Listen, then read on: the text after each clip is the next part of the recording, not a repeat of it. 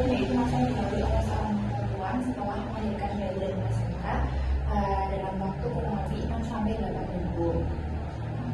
Terus dalam masa nifas ini terdapat 3 tahap. Yang pertama immediate postpartum, dalam 24 jam pertama. Terus kemudian yang kedua early postpartum, 24 jam setelah persalinan sampai minggu pertama. Terus yang ketiga ada late postpartum, minggu kedua sampai minggu ke-6 setelah persalinan. Setelah itu dalam ketiga tahap ini seorang ibu postpartum akan mengeluarkan darah, terus lendir dan cairan seperti dari yang melekat. Jadi wajar apabila merasakan perasaan yang seperti saat haid seperti itu, termasuk juga kram perut dan kontraksi. Terus cairan dan lendir ini disebut dengan lokia.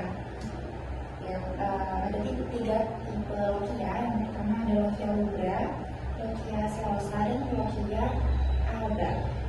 Kemudian ada beberapa hal yang memang dirasakan oleh ibu saat masa nifas.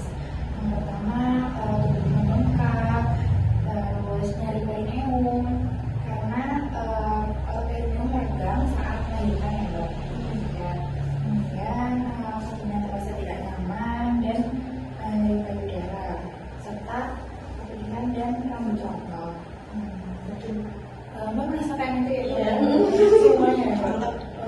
Nggak apa Mbak, karena itu wajar karena masih masa nifas.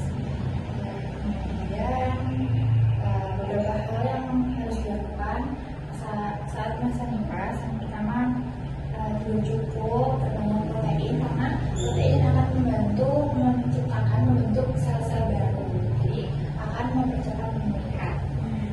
Sama makan sayur dan buah seperti itu. Kemudian kemarin mbaknya mengeluhkan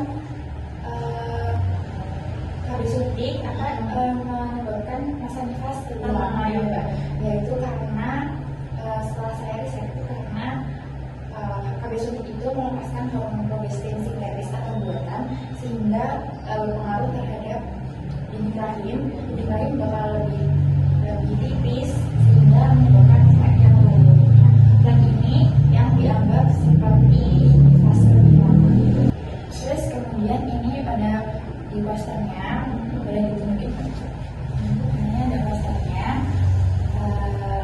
ada pemenuhan nutrisi ibu hamil itu meningkat sebanyak 25% untuk memproduksi ASI dan menggantikan cairan tubuh ibu.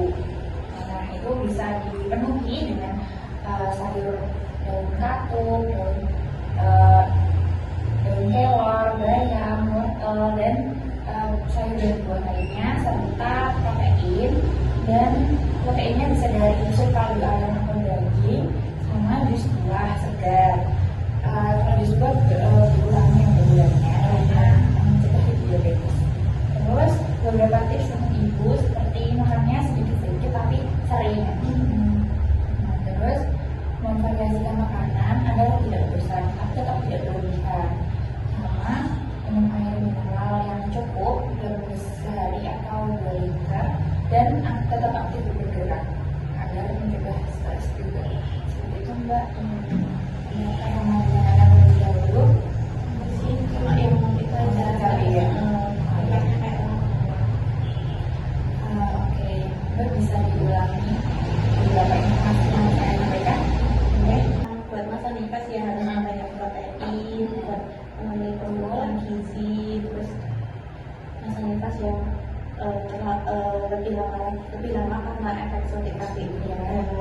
Terima kasih mbak atas waktu dan perhatiannya. Semoga informasi dari saya bermanfaat untuk mbak dan keluarga.